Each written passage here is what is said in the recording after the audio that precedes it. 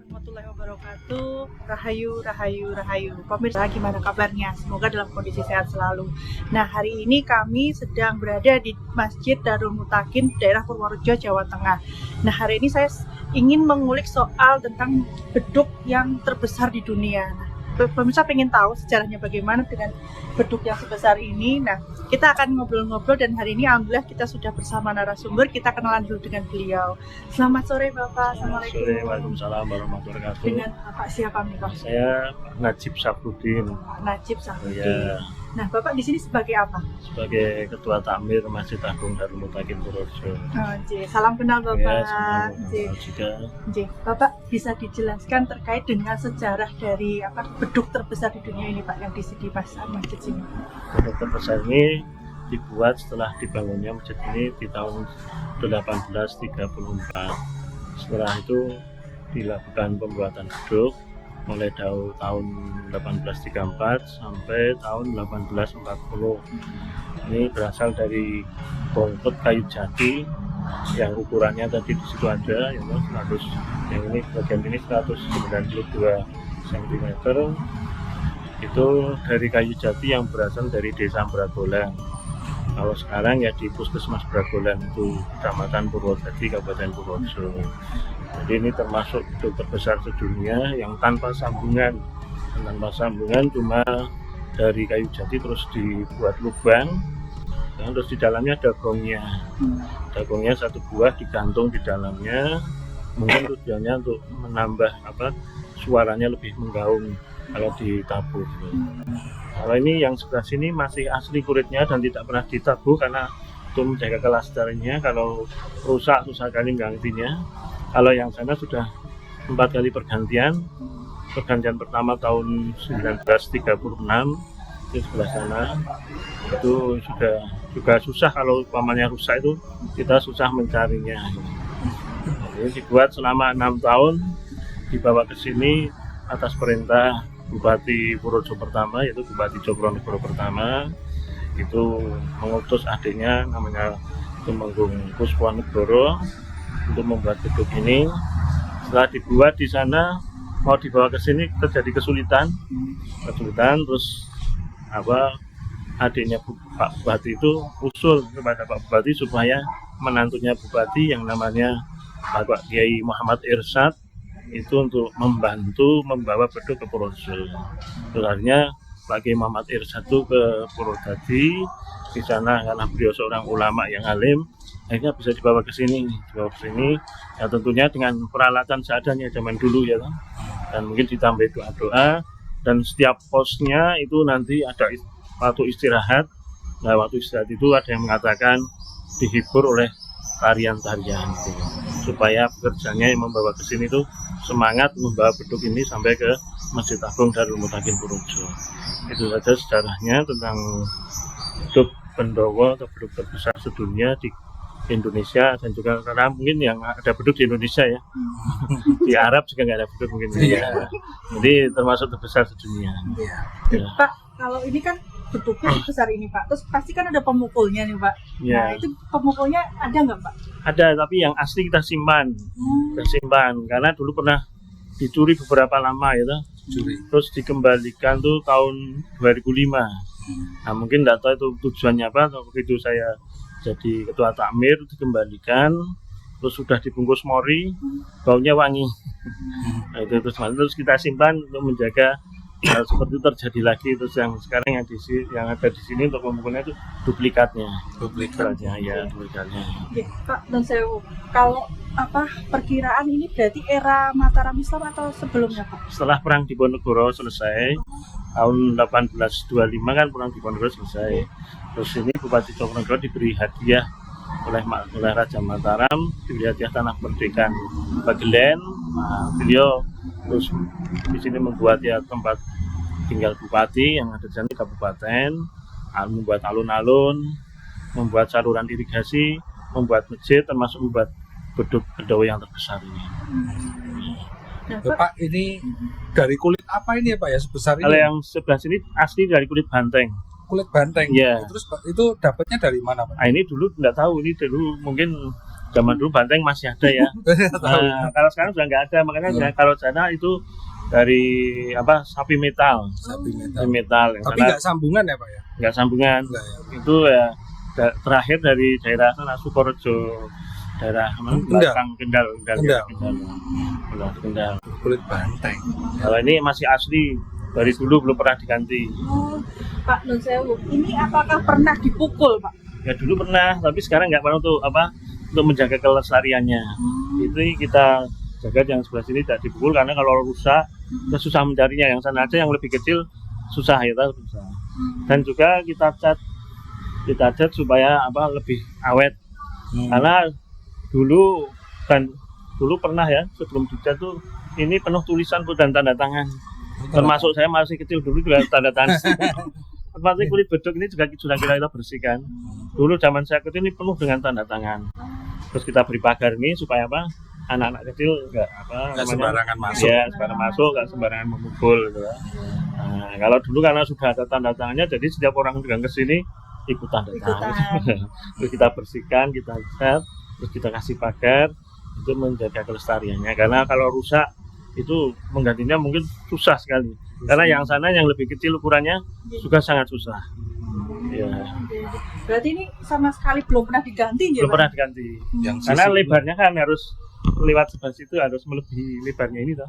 Ya, jadi harus lebih lebar sekali. Kalau yang sebelah sana juga harus lewat ini paku-pakunya ini. Pakunya ini kan harus sampai ke sana tuh diameternya lebih besar. Nggak cuma ukuran sini 192, tapi juga ke belakangnya itu kan ada ini kulitnya tuh. Kan besar sekali butuhnya. Pak Nun Sewu, boleh mutar Pak? Boleh, monggo Pak Sewu.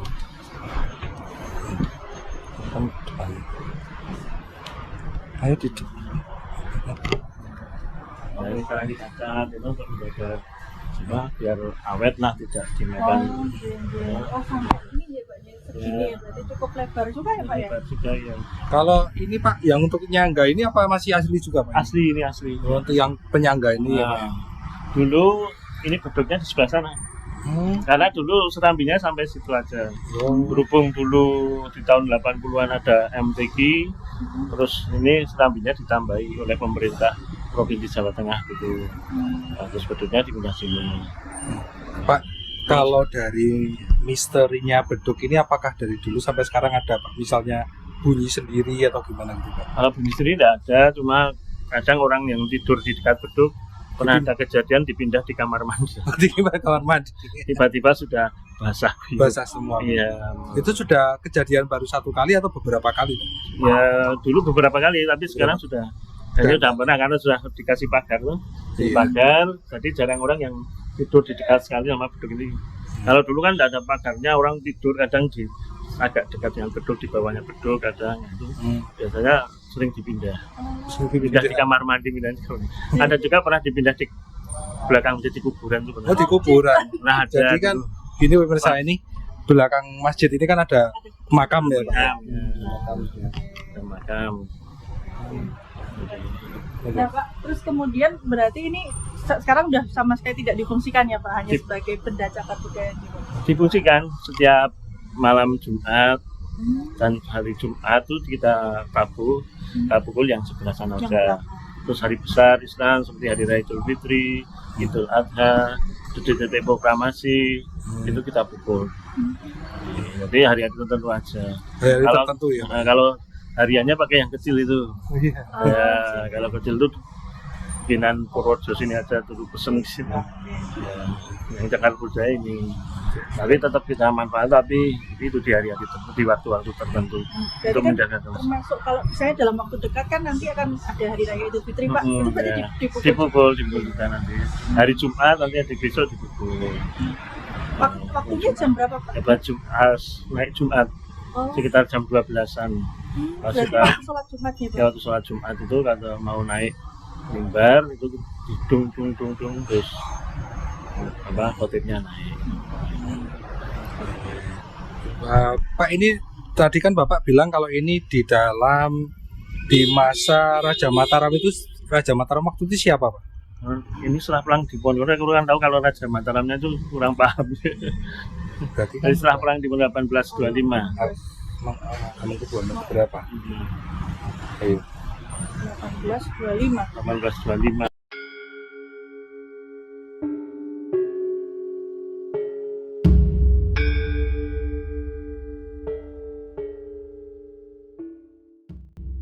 Sempat mengatakan bahwa ini ada hubungannya dengan Bagelen, Pak, ya, wilayah Bagelen ya, Iya. di sini. Itu gimana, Pak? Mungkin bisa di. Nah, ini berasal dari daerah Bagelen, Kecamatan Purwodadi. Kayunya ya, diambil dari kayunya. sana. Nah, sebagian itu ada yang dibuat untuk Soko di kabupaten, ada yang dibuat di Soko sini. Soko sini itu sebetulnya kayunya masih bulat kayak kayu biasa itu, cuma dilapisi untuk estetik ya, supaya indah dipandang. Itu dikasih lapisan. Nanti dari kotak itu yang di Soko di dalam masjid itu lapisan. Dalamnya masih bulat. Oh, berarti itu lapisan ya, Ada Pak? lapisan. Dalamnya masih bulat. Pernah teliti oleh Dinas Purbakala, ternyata itu dalamnya masih seperti kayu utuh ke atas. Kalau ini di dalamnya tuh ada apa Pak? Ada Tadi bilang? gongnya, Gong, gongnya. Oh ada gong. Oke. Gong itu dari apa Pak? Dari Kuningan? Ya kuningan atau tembaga itu. Oh, tembaga. Terus dikasih di tengah-tengah sini dikasih tali. Talinya dari kulit ini, dari kulit mungkin bekasnya ini, mungkin bekas sisa-sisa Sisa ini ya, Pak, ya?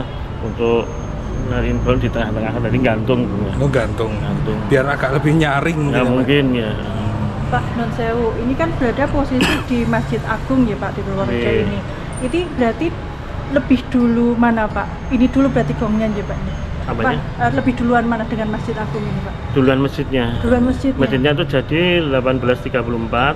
Nah, kalau ini mulai dikerjakan 1834 sampai 1840, 6 tahun.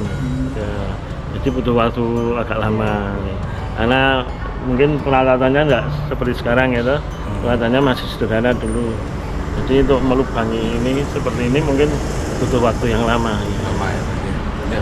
Ya, ya, Bapak Najib, Ya. matur nuwun sangat untuk informasinya. Bapak dan sekeluarga diparingi sehat. Amin, amin. Terima kasih Oke. banyak. Nah pemirsa, saat ini saya sedang berada di Masjid Alun-Alun Purworejo ya. Dan di sini ada beduk terbesar di dunia pemirsa. Jadi ini adalah zaman dulu waktu setelah perang Pangeran Diponegoro.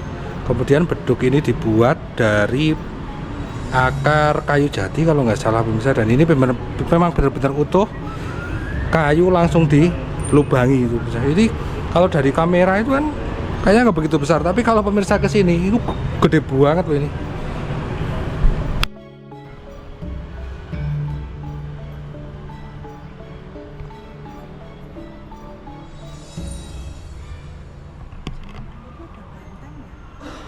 Mungkin dapat dari siapa?